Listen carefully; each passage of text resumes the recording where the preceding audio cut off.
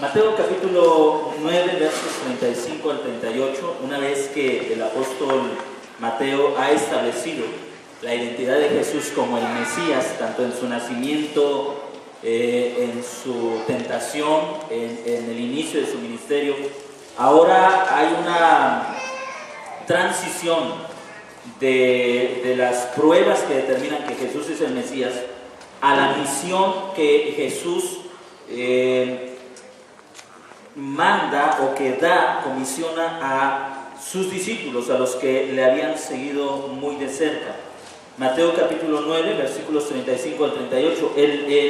En Mateo capítulo 4 vemos la intención de Satanás de que Jesús revele su mesianismo a través de actos sorprendentes, a través de actos milagrosos. Convierte esas piedras en pan, lánzate de esta altura, adórame y recibirás todos los reinos de la tierra. En pocas palabras, Satanás le estaba diciendo: haz algo que tu pueblo vea que eres el Mesías, que eres diferente, que no eres lo que ellos piensan, un simple carpintero, un simple nazareno sin padre, ¿no? Demuéstrales que tú eres el Hijo de Dios, haz cosas sorprendentes.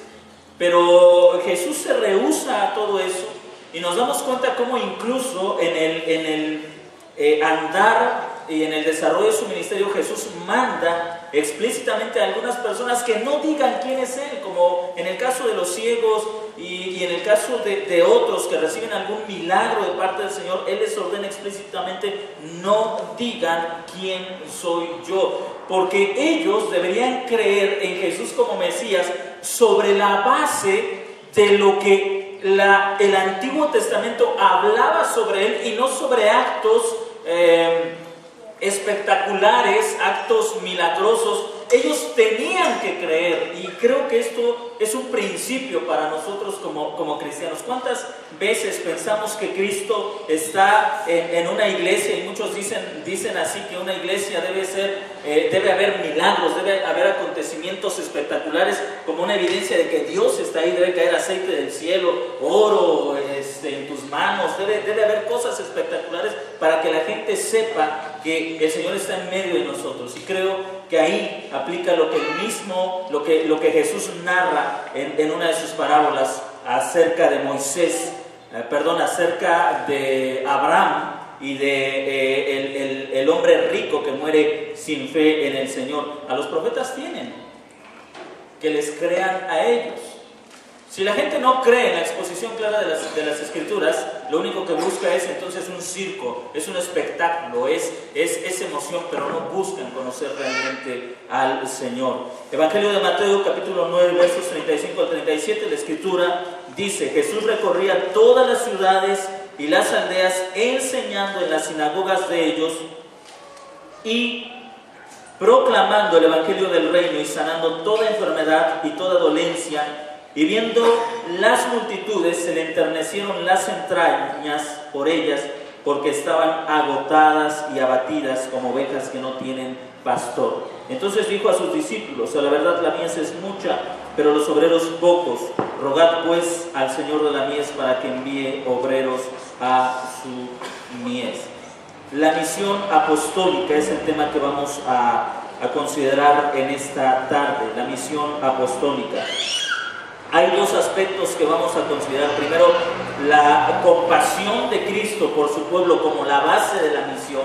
Y segundo, la instrucción de Cristo a sus discípulos como la estructura de la misión, de lo que ellos tenían que hacer.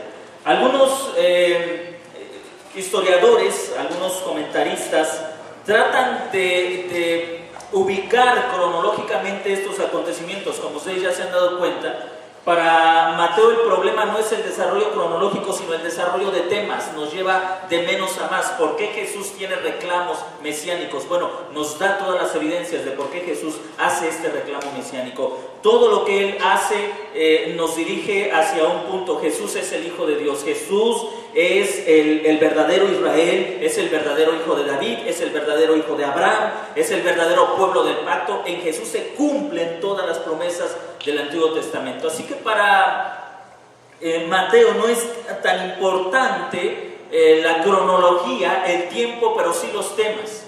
Y en el verso 35 tenemos un resumen de la misión de Jesús, no solamente a este punto, sino un resumen de la misión de Jesús durante los 4 años que Él caminó, que Él recorrió todas estas ciudades y todos estos lugares. Y Mateo lo resume de esta manera: Jesús recorría todas las ciudades y las aldeas, enseñando en las sinagogas de ellos, proclamando el evangelio del reino y sanando toda enfermedad y dolencia. Así que Mateo describe el ministerio de Jesús con 3 verbos: lo recorría, enseñaba, o con 4 verbos: recorría, enseñaba y proclamaba y sanaba. Ahí tenemos un resumen del ministerio de Jesús. Él recorría, enseñaba y proclamaba y sanaba.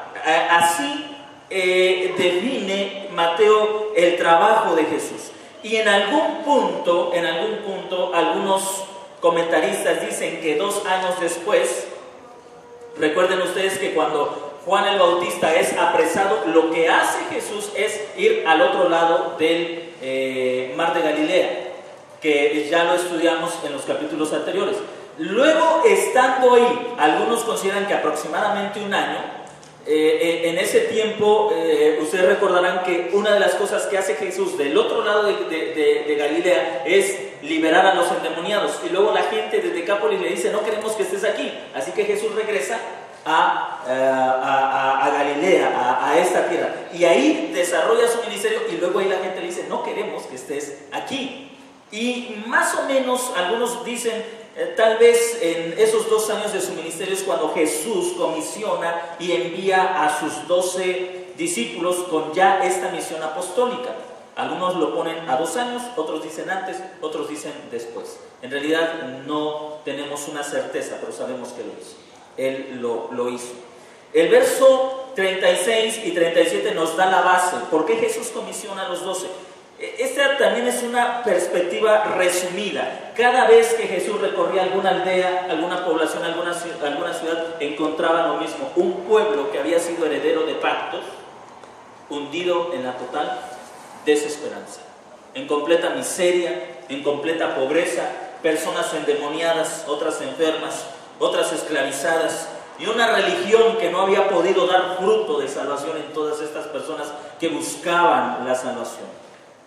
Así que Jesús y Mateo nos hace un resumen de esa perspectiva que Jesús tiene de su pueblo. Él ve las multitudes y siente compasión por ellas. Dice el verso 36: porque Él las ve como ovejas, y como ovejas agotadas y abatidas. Y le voy a leer este texto en 5 versiones: en la Biblia de las Américas, en la versión Reina Valera 2000, en la Biblia textual, que es la que le acabo de hacer, en la Nueva Versión Internacional y en la Nácar Columbia, para que usted más o menos vea cómo han tratado de traducir un texto que realmente, hermanos, es muy dramático en la forma en que lo escribe Mateo. La Biblia de las Américas dice que Jesús tuvo misericordia de ellos porque estaban angustiadas y abatidas. Luego Reina Valera Revisión 2000 dice porque estaba derramada y esparcida como ovejas. La Biblia textual, que es la que leí, dice estaban asolados y desamparados. Y otra revisión de la Biblia textual dice agobiados, agotados y abatidos. La Nueva Versión Internacional dice agobiadas y desamparadas. Y la versión católica, la Nácar Columbia, dice fatigados y decaídos. ¿Y sabe cuál es la intención del texto griego? ¿Cuál es la idea del texto griego? Desollados y aventados. Esta expresión se ha tratado de traducir en varias versiones, dándonos a entender la profundidad de la miseria en la que se encontraba el pueblo de Israel. ¿Qué es desollado? Que se le arranca la piel. Y la intención del texto griego es decirnos que el pueblo, haciendo esta metáfora, eran como ovejas que, estando vivas, les habían arrancado la piel, y luego ya cuando estaban en la carne viva, como podemos decirlo así, con todo ese dolor, arrojadas. Y dice el texto que el Señor, al recorrer todas las aldeas y todas las ciudades, persiguió a su pueblo así, como ovejas, que ya estando bastante dañadas, ahora eran sobreexplotadas. Y dice el Señor, como ovejas que no tienen pastor, olvidadas a la orilla del camino, tiradas a la orilla del camino, tomando la imagen tan rica que nos da Mateo de esto. Imagínense a ovejas tiradas a la orilla del camino, balando, lamentándose, gimiendo por todo el dolor. Así es como Jesús encuentra a su pueblo. Este es el contexto de la misión. Así, con este panorama, con esta metáfora, describe Mateo la condición del pueblo de Israel como ovejas que habían sido despellejadas y una vez que estaban llenas de dolor fueron aventadas a la orilla del camino. Y cuando el maestro comienza a recorrer las aldeas, las ciudades, los caminos, se encuentra a un pueblo así completamente desamparado y nadie que se ocupara de ellos. El judaísmo imponía cargas sobre estas ovejas ya afligidas que no podían llevar. Intente, siguiendo la metáfora que hace Mateo, tomar a un animal así que ha sido despellejado y abandonado con el ardiente sol de estas regiones áridas. Intente luego ponerlo de pie y ponerle algo sobre su cuerpo. Así era Israel. Ya heridos, ya lastimados, el judaísmo trataba de imponer reglas que el pueblo no podía llevar por la condición tan dramática y tan caótica en la que se encontraban. Esto nos regresa un poco al Antiguo Testamento y nos vuelve a la condición que Israel sufría cuando eran esclavos en Egipto. La Biblia dice en el libro de Éxodo que el Señor oyó el gemido, el clamor del pueblo y lo vio precisamente en una condición similar. Aquí tenemos el contexto, la condición, la base de la misión es la misericordia de Dios hacia un pueblo que había sido llamado a heredar pactos, a heredar promesas, a vivir en la bendición y en la misericordia de Dios y que está viviendo todo lo contrario.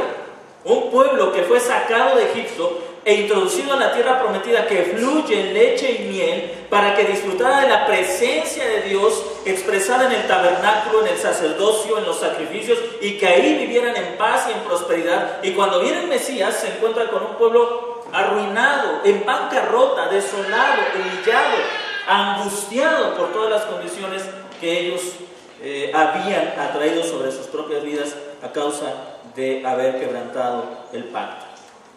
El versículo 36 dice que Jesús ve a las multitudes y se enternece, siente misericordia. Y recuerde usted que ya definimos el término misericordia en otra ocasión, que no es solamente el sentir dolor. ¿Alguien recuerda los tres aspectos de la misericordia? Fuerza, constancia y amor. Fuerza, constancia y amor. Fuerza, constancia y amor. Eso es misericordia. Así que Él siente misericordia por ellos. Él sabe, Jesús sabe que Él es el único que puede hacer algo realmente por ese pueblo abatido. Pero para hacer algo hay que amar a las personas y hay que ser constantes. Hay que ser constantes. Y la constancia es uno de los aspectos más difíciles, ¿no es cierto? De hecho, el apóstol Pablo escribió en la carta a los Gálatas: no nos cansemos de hacer el bien, porque a su tiempo segaremos si no desmayamos. La constancia, la perseverancia, la firmeza es esencial para lograr algo en la vida de las personas. Pero Jesús considera dos aspectos importantes: su misión. La propia misión que el Padre le ha encomendado es una limitante en muchos aspectos, porque Jesús ha nacido, ha vivido con un propósito: ir a la cruz y después de la cruz resucitar para sentarse a la diestra del Padre. Así que Él en el aspecto de su humanidad está condicionado o limitado por la propia tarea que el Padre le ha dado. ¿Y qué es lo que hace el Señor? En el versículo 37 dice: entonces Jesús dijo a sus discípulos: a la verdad, la mies es mucha, pero los obreros pocos. Rogad pues al Señor de la mies para que envíe obreros a su mies. Ahí está la razón por la que el Señor va a enviar a sus discípulos, es por la misericordia que Él tiene por un pueblo que está desorientado, que está agobiado, que está abatido, que es como un rebaño de ovejas que no tiene pastor, que no tiene quien las consuele, que no tiene quien las guíe. ¿Qué es lo que hace el Señor?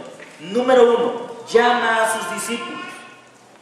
Llama a sus discípulos. El Señor sabe que en su humanidad necesita del trabajo y de la asociación de los que le han seguido. Y hace algo importante, los hace conscientes del problema en el que se encuentra el pueblo. Note usted lo que dice: a la verdad la mies es mucha. En otras palabras, esta gente, este pueblo está listo para ser cegado. Recuerde que algunos serían recogidos para condenación y otros recogidos para salvación. Pero el campo ya estaba listo para la siembra. ¿Quién ayudaría a esto? Hay algo que quiero que usted entienda. En todo este capítulo, desde el 9:35, recorriendo todo el capítulo 10, lo que va a hacer el Señor Jesús es hablar a los discípulos sobre la misión. No solamente la misión que abarcaría los 4 años de su ministerio, sino la misión que abarcaría desde ese momento hasta la destrucción de Jerusalén, pero también nos sienta las bases, el precedente de lo que la iglesia es llamada a hacer, ya teniendo al Cristo entronado, sentado a la diestra del Padre. ¿Qué es lo que hace Jesús? Los hace conscientes, los convence de la necesidad en la que está viviendo el pueblo. A la verdad, la mies es mucha, pero los obreros son pocos. Es una expresión cultural de aquellos días, porque el único obrero hasta ese momento, ¿quién era? Jesús. Jesús. Los discípulos habían estado con él, habían visto sus acciones, pero ¿sabe qué es lo curioso? Ellos no eran conscientes de la necesidad del pueblo. Y Jesús les dice: vean, la mies está lista. Y luego les da una orden: rueguen pues al Señor de la mies para que envíe obreros a la mies. Y luego observe lo que dice en el verso 10:1: y llamando a sus 12 discípulos, los envió. ¿Nota usted este desarrollo? Los hace conscientes, les pide que oren, los llama y los envía. ¿Sabe que muchas veces nosotros pasamos por el mismo proceso? A veces pensamos que la salvación solamente tiene que ver conmigo y con mis problemas. Si el Señor ya me salvó, pues como que no es muy importante que haya un mundo que está angustiado y que está afligido. Solamente somos el Señor y yo ya soy salvo.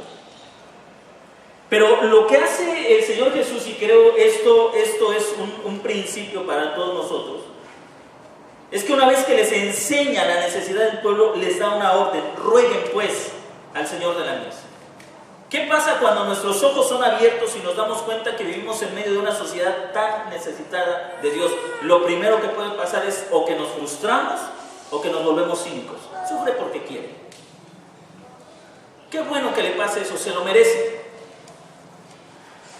O nos frustramos, queremos ayudar a todo el mundo y nos damos cuenta que no podemos hacerlo. Lo que hace el Señor es que les dice: vean la necesidad, y luego les dice: rueguen. Porque la única forma de satisfacer las necesidades de este pueblo, y aquí Jesús está hablando particular y específicamente del Israel de su tiempo, del Israel al que Él ministró, al que Él sirvió físicamente, la única forma en que ellos se den cuenta de cómo se pueden satisfacer esas necesidades es que aprendan a orar y se den cuenta que solo Jesús y personas que reciban la autoridad de Jesús o que sean como Jesús pueden suplir la necesidad de un mundo agobiado. Solo personas que son discípulos de Jesús, que han aprendido a vivir como Jesús, pueden solucionar los problemas de este mundo agobiado. Por eso Jesús les dice: rueguen. No les dice: a ver, ¿para qué eres hábil tú? A ver, mis 12 discípulos, ¿qué tienes tú que pueda ayudar a esta persona que está necesitada? No, Jesús les dice: rueguen, supliquen. Una de las formas en que realmente nos involucramos en la misión del Evangelio es en la oración, hermanos. Les decía el miércoles pasado a los hermanos en el discipulado de la mañana, vivimos en una cultura del like, del dedito arriba. Y Yo me atrevo a pensar que si Jesús hubiera vivido en este tiempo y publicara algunas de las fotos de su ministerio, muchas iglesias le darían like. Pero qué difícil es que se involucren a trabajar. Qué difícil. Hoy queremos solucionar todo con una manita arriba, con un dedito arriba, incluso con una firma. Pero qué difícil es que la gente realmente se involucre y que se involucre en la oración y que sienta la necesidad que hay en el pueblo, que hay en una sociedad que se está muriendo sin Cristo. Qué difícil es eso. Pensamos, hermanos, que hacemos algo con publicar algo, con darle me gusta, que eso ya es una acción que como cristianos estamos haciendo. Si la iglesia no se involucra en la labor o en la misión de Jesucristo, no estamos haciendo absolutamente nada. No hacemos nada. Y Jesús está, precisamente, si usted se da cuenta, los discípulos no son muy diferentes a nosotros. Ellos estaban con Jesús, ellos habían visto las angustias de Jesús, pero por alguna razón ellos no sentían la misma angustia.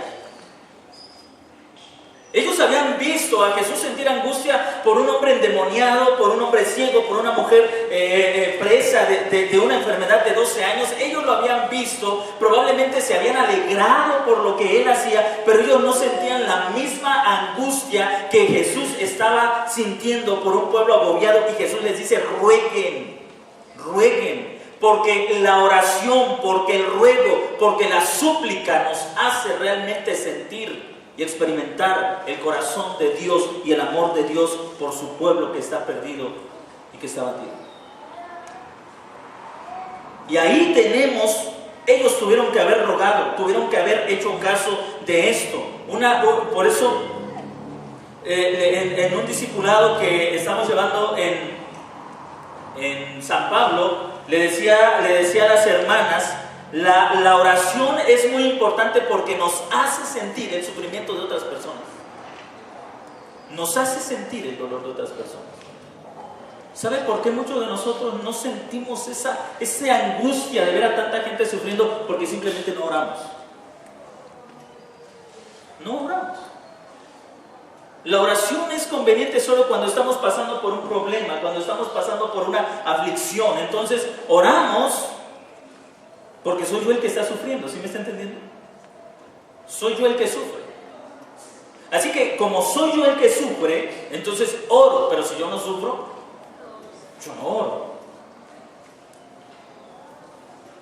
Y Jesús le dice a estos hombres que habían estado cerca de él, y yo quiero que usted lo entienda, le dé la dimensión, la importancia necesaria, porque si los que estaban cerca de él no estaban percibiendo la necesidad del pueblo, ¿qué pasa con el resto del pueblo entonces? ¿Cómo está el resto del pueblo? En una completa indiferencia. Si los que estaban cerca de él no estaban sintiendo el dolor y la angustia de ver a un pueblo abatido, ¿cómo era la condición del resto del pueblo? ¿Cuánto tiempo rogaron el suficiente para comenzar a sentir lo que Jesús estaba sintiendo en su corazón? El suficiente. Y una vez que ellos han cumplido con esto, entonces el Señor los llama. Y observe en el verso 1 del capítulo 10, y llamando a ¿quiénes? A sus discípulos. La palabra discípulo es muy sencilla, es aprendiz. Llamando a sus aprendices, a los que estaban cerca de él, a los que lo veían actuar, a los que vivían. Recuerde que la enseñanza en aquellos días era muy diferente a la nuestra. El alumno vivía con el maestro, así que ellos habían aprendido de Jesús no solamente su doctrina, sino su estilo de vida. Sabían la hora a la que se levantaba Jesús, lo que comía, a qué horas descansaba, a qué horas trabajaba. Ellos conocían todo. A ellos que estaban cerca, sus aprendices, a sus discípulos, a los que estaban muy cerca de él. De hecho, la palabra discípulo es definida por un diccionario de griego como el que aprende con un esfuerzo, el que aprende, indicativa de pensamiento acompañado de esfuerzo, aquel que hace todo esfuerzo por aprender la forma de vida del que está aprendiendo. Así que ¿quién es un discípulo? el que está haciendo todo su esfuerzo por aprender de su maestro. Ese es un discípulo. Bueno, los que estaban muy cerca de Jesús, ellos fueron comisionados para esto. Y el verso 1 del capítulo 10 dice que llama a los que están cerca, sus aprendices, y les da autoridad sobre los espíritus inmundos para que los echaran fuera y sanaran toda enfermedad y toda dolencia. ¿Qué está haciendo? Jesús en cierta forma está replicando su persona en sus discípulos. Lo que yo hago, ustedes lo tienen que hacer. Está replicando. Ahora esto es importante, hermanos, porque lo que el Señor Jesús hizo en ese tiempo lo ha hecho con la iglesia. La Escritura dice que la iglesia es el cuerpo de Cristo y que Cristo actúa a través de ¿quién? A través de la iglesia. Ahora, a diferencia de aquel tiempo donde Jesús personalmente comisiona a estos hombres y los envía de dos en dos a esta misión, ahora Él ha comisionado a toda la iglesia para que la iglesia como un cuerpo haga lo que Cristo hizo e hizo también a través de sus discípulos. Pero para que la iglesia, mire por ejemplo el apóstol Pablo en uno de los textos que hemos usado en muchas ocasiones, Efesios capítulo 1 versos 20 al 23. ¿Alguien puede leer Efesios capítulo 1 versos 20 al 23? Edificados sobre el fundamento de los apóstoles y profetas. 1:20, perdón. Sí. La cual operó en Cristo, resucitándole de los muertos y sentándole a su diestra en los lugares celestiales, sobre todo principado y autoridad y poder y señorío, y sobre todo nombre que se nombra, no solo en este siglo, sino también en el venidero, y sometiendo todas las cosas bajo sus pies, y lo dio por cabeza sobre todas las cosas a la iglesia, la cual es su cuerpo, la plenitud de aquel que todo lo llena en todo. Así que el apóstol Pablo está diciendo que el poder de Jesús se expresa a través de ¿qué? De la iglesia. Observen lo que escribe el apóstol Pablo, que el Cristo fue resucitado por la acción soberana del poder de Dios, y esa fuerza que lo resucitó de los muertos también lo sentó a la diestra del poder celestial, lo entronó, le dio toda autoridad. Así que el Espíritu Santo lo levantó de los muertos, el Espíritu Santo sentó a Cristo al lado del Padre, y el Espíritu Santo ha puesto todo bajo la autoridad de Cristo. ¿Y sabe qué es lo más importante? Que una vez que todo fue sometido bajo la autoridad de Cristo, Cristo fue dado como cabeza de la iglesia. Así que Pablo está diciendo, todas las cosas están sujetas a la iglesia, porque todas las cosas están sujetas a Cristo. Todas las cosas. Eso significa que la iglesia tiene una capacidad para transformar este mundo, porque Cristo es su cabeza. La única forma que Israel podía llegar a una mejor comprensión de que Jesús era el Mesías era a través de la acción de estos hombres que Él estaba comisionando, porque ellos estaban siendo una representación de Jesús. De hecho, más adelante vamos a ver cómo el propio Jesús, en el verso 40, regresando a Mateo capítulo 10, les dice a sus discípulos: el que les recibe a ustedes, a mí me recibe, porque ustedes van como mis apóstoles, mis representantes, van en mi nombre y hacer las cosas que yo hago. Y la iglesia, y aquí hablo en términos generales, la iglesia es apóstol de Jesucristo. Hablo de la iglesia en general, no de personas en particular. La iglesia es un apóstol de Jesucristo. ¿Por qué? Porque toda la iglesia ha sido comisionada a la misma labor a la que fueron comisionados los apóstoles. El Señor sintió una gran compasión por ese pueblo que estaba oprimido e hizo algo. Envió a sus aprendices, envió a sus discípulos. La compasión de Cristo por un mundo perdido, por un mundo agobiado, debe ser evidente en el que usted y yo, como aprendices de Jesús, vamos a aquellos que están necesitados de la gracia del Señor. Luego, la Escritura nos habla también de la instrucción, versículo 5. Bueno, si usted nota, del verso 2 al verso 4, tenemos el nombre de los apóstoles. ¿Era importante esto? Sí. ¿Por qué era importante? porque la iglesia necesitaba saber quiénes estaban autorizados para la misión apostólica. Hermanos, yo creo que aquí podemos hacer una contextualización. En este tiempo hay muchas iglesias que hablan en el nombre de Jesús, ¿no es cierto? ¿Cómo sabe usted, y hablando en un caso particular, cómo sabe usted que esta iglesia es una iglesia que Dios ha comisionado para que haga la obra de Cristo? ¿Mande? Por la doctrina, por la relación con los hermanos. ¿Cómo sabe? Que se predica del arrepentimiento. Bien. Ahora, para ellos era importante. Había mucha gente que salía en el nombre de Jesucristo. Recuerdo ustedes en Hechos capítulo 7 que hablaban unos hombres, los hijos de un sacerdote, los hijos de Seba, que trataron de liberar a un endemoniado. Iban en el nombre de ¿quién? De Cristo, pero ellos nunca fueron comisionados por Jesucristo. Así que en ese tiempo había muchas personas que hablaban en el nombre de Jesucristo sin que ellos hubieran sido autorizados. Y Mateo hace una lista de los apóstoles como diciendo, estos son los que tienen autoridad de hablar acerca de Jesucristo, estos y los que han estado con ellos. ¿Cómo saber que la iglesia, qué iglesia, y si esta iglesia tiene una autoridad, por decirlo así, apostólica? Es decir, que hemos sido enviados también por Jesucristo. Bueno, Pablo en uno de los versos que leía la hermana Rui, Efesios capítulo 2, verso 20, dice que la iglesia está fundada sobre los apóstoles y los profetas. ¿Cómo saber? La enseñanza de la iglesia está basada en lo que enseñaron los apóstoles. Los apóstoles estos que están aquí mencionados. Si ellos hablaron de prosperidad, entonces todas las iglesias que hablan de prosperidad son apostólicas. Si ellos hablaron de que cae aceite del cielo o oro del cielo, son apostólicas. Pero si ellos no enseñaron eso, entonces están hablando falsamente, usurpando un lugar que no les corresponde.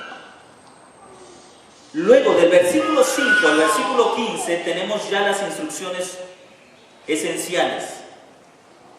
Y en este párrafo encontramos 3 puntos importantes: la extensión de la misión, la proclamación y los derechos de los misioneros. Extensión de la misión, proclamación y los derechos de los misioneros.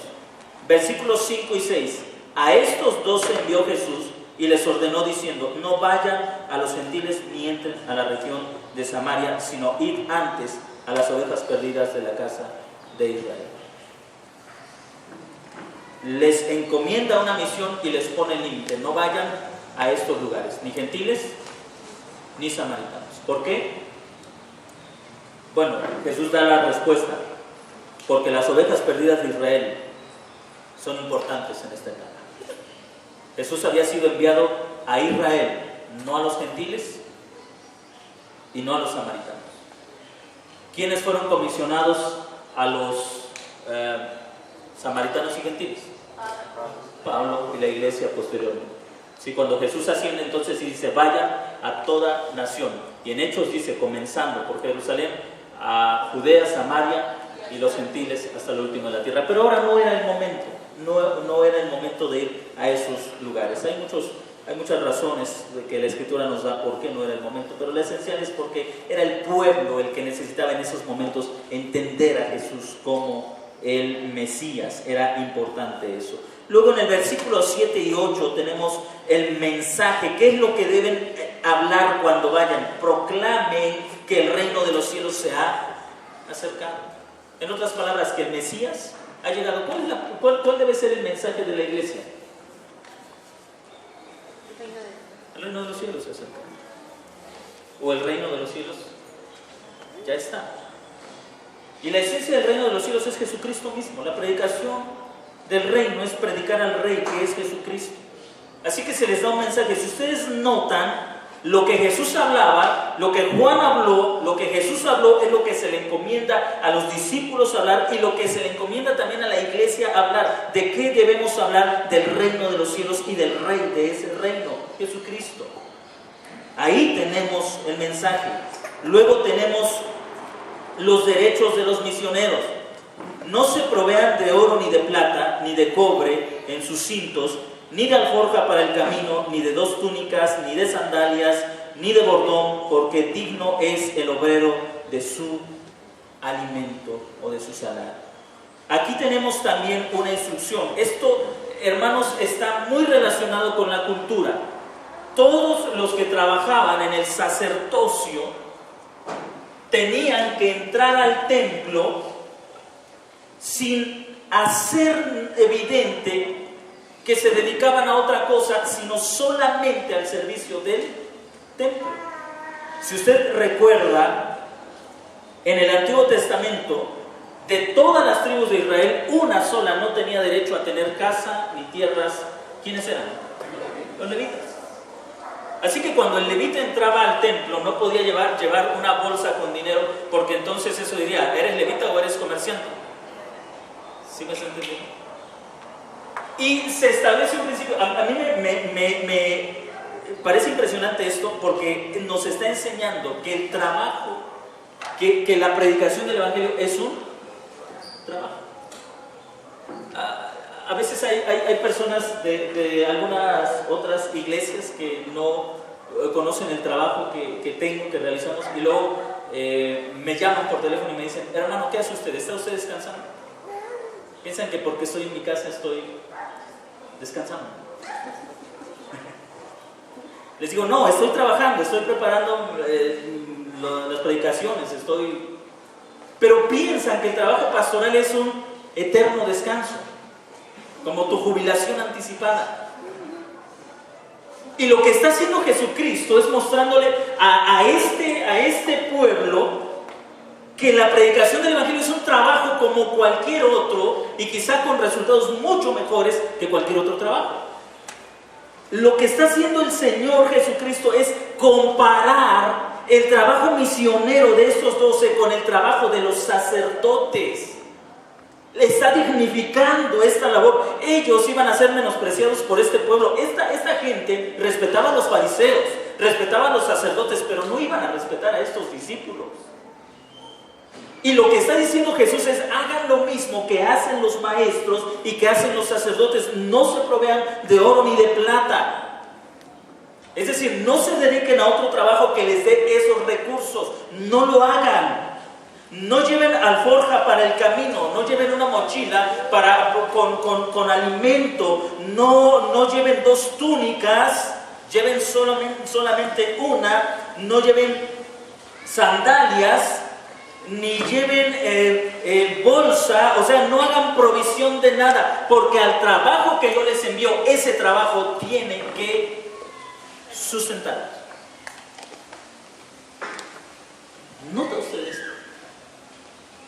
Y termina diciendo esto, porque el obrero es digno de su alimento. Y luego en el versículo 11 les enseña sobre cómo llegar y qué hacer cuando estén en ciudades que no conocen. Recuerde que todo esto está ubicado en el tiempo de Jesús, ¿sí? No es una aplicación para nuestros tiempos, porque nuestras costumbres son diferentes. En cualquier ciudad o aldea donde entren, infórmense quién es digno en ella y posen allí hasta que salgan. Cuando lleguen a una ciudad, infórmense qué familia es digna de que ustedes estén ahí. Esto de digno no significa quién tiene una casa cómoda para que ustedes se hospeden. Tampoco significa quiénes son buenas personas. Y esto nos va a ayudar a entender nuestro trabajo en la evangelización. ¿Quién es digno? Es decir, ¿quién los acepta a ustedes y su mensaje? ¿Quién los acepta a ustedes y su mensaje? Quien los acepte a ustedes y su mensaje, esa familia es digna. ¿Sí? De manera que Mateo, que era una persona a los ojos de otros corrupto, y que lo era, pero era un indigno, para que Jesús estuviera ahí, si realmente era un maestro, Jesús lo consideró digno. ¿Por qué? Porque Mateo aceptó el mensaje y al mensajero. ¿Notan ustedes esto? Cómo el Evangelio nos quita prejuicios. ¿A quiénes evangelizamos? A quienes te reciban con el mensaje. No vamos buscando, esa casa está bonita, como que ahí nos conviene evangelizar. Esas personas se ven que son buenas personas, vamos a evangelizarlos a ellos. A quien te reciba es digno. De manera que hubo en el tiempo de Jesús fariseos, hombres ricos con buena posición que despreciaron el Evangelio. Esa gente se hizo indigna del Evangelio. Si entras en una casa y saludas con paz, el muy conocido shalom, el saludo hebreo, si no es digna, su paz, esa paz que has dado se volverá a ti. Es decir, si tú saludas y esa gente no quiere recibir el mensaje, ellos no tendrán la paz irá contigo. En pocas palabras, cuando predicamos el Evangelio, usted no se ofenda si no le reciben. Porque quien sale más perjudicado es quien no recibió el Evangelio. Y Jesús concluye en esta primera parte de sus instrucciones. Si en el verso 13, si en verdad la casa es digna, repose la paz sobre ella, pero si no es digna, vuélvase vuestra paz a vosotros. Y cualquiera que os reciba, que no os reciba ni oiga vuestras palabras, al salir de aquella casa o ciudad, sacudid el polvo de vuestros pies. Este es un término, dice Alfred Edersheim, cultural. Todo esto tiene implicaciones culturales, pero también rabínico, dice él. Porque polvo se hacía referencia también a malas costumbres. Por ejemplo, dice Alfred Edersheim, tienes el polvo de la mentira. Es decir, ya aprendiste de aquellos que mienten, ya se te pegó el polvo de la mentira, ahora tú también mientes. Tienes el polvo de del robo, ya aprendiste de esos que roban y se te pegó el polvo, ahora tú también robas.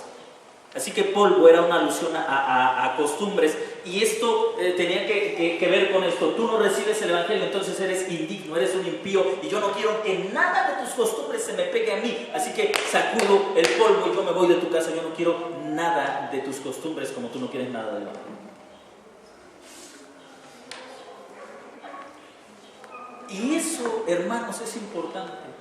¿Sabe por qué? Porque eso nos enseña que las relaciones se unen o se rompen sobre la base del Evangelio. Las relaciones se unen o se rompen sobre la base del Evangelio. Hay gente que dice, ay, a mí me duele que ahora que soy cristiano mi comadre ya no me ama, ya no me habla, sacudas el polvo. ¿Qué le duele? ¿Qué le preocupa? Es más, si usted busca compañía con una persona que no quiere saber nada de eso, se le van a pegar sus malas costumbres, se le va a pegar el polvo de esa casa. Así que el Señor Jesús es muy claro en el envío de la misión. Les dice, si una casa no quiere recibirlos, ustedes no tomen nada de ellos. Y aquí también esto está muy ligado con la responsabilidad de quienes recibían a los discípulos. Tenían también la responsabilidad o la obligación de sostenerlos, y los discípulos debían evitar recibir cualquier dádiva o cualquier ayuda de gente que no recibiera el Evangelio. O sea, si llegaban a una casa y obviamente les decían, no queremos saber nada de tu Mesías, pues tampoco les iban a decir, pero llévense esos panes para el camino.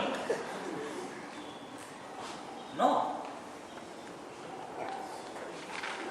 Jesús está poniendo esos límites. Quienes le reciben estará la paz sobre esa casa, y ellos tendrán que sostenerlos a ustedes.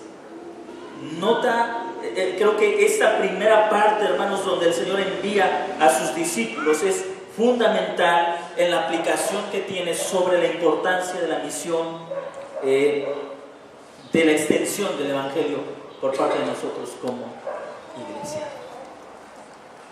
Concluimos entonces. La misión de los apóstoles, de Jesús a los apóstoles, nos enseña algunas cosas importantes. Número 1, no podemos evangelizar si no sentimos compasión por la gente que está sufriendo. Si no hay dolor por esa gente, usted y yo vamos a ser indiferentes a la predicación del Evangelio. 2, no podemos ser evangelizar si no estamos aprendiendo de Cristo. ¿Quiénes fueron a evangelizar? Los que conocimos. Los que conocimos. Hay gente que tiene muchos ánimos de hablar del Evangelio y a veces yo me pregunto, ¿pero qué Evangelio si no estudian? ¿De qué Evangelio están hablando? 3, no podemos evangelizar si no somos un reflejo de Cristo. Ahora, no estoy hablando de perfección, hasta que usted sea perfecto vaya y evangelice. No, si usted se da cuenta, estos discípulos eran imperfectos y los vamos a ver más adelante, pero ellos recibieron la autoridad. ¿Qué significa esto? La iglesia, al ser depositaria del Espíritu Santo, está comisionada, está enviada. Vayan y háganlo. 4, establezcamos prioridades. Creo que la iglesia comienza su misión de evangelismo, evangelizando o comenzando con la propia iglesia. ¿Cuántas personas, a veces dentro de nuestras iglesias, están tan lejos del evangelio? Hay que acercarlas primero a ellos, antes de acercar a otros. Y eso puede incluir a veces a nuestros propios hijos. A veces oramos, Señor, salva a mi vecino, cuando nuestros hijos están perdidos. 5, participa en la obra del Evangelio. Algunos lo hacen yendo y evangelizando, otros recibiendo, haciendo provisión para quienes lo hacen. Participen.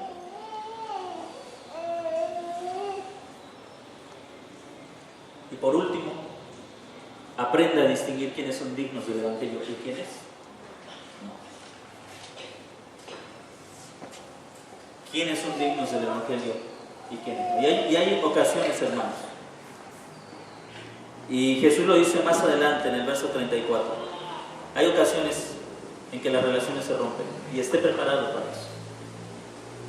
Esté preparado para eso.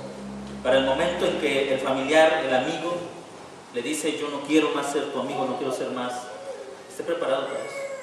El propio Señor Jesús dijo que la predicación del Evangelio haría notar una gran enemistad. Y sabe, la sentencia de Jesús es esta: los enemigos del hombre serán los de su propia casa.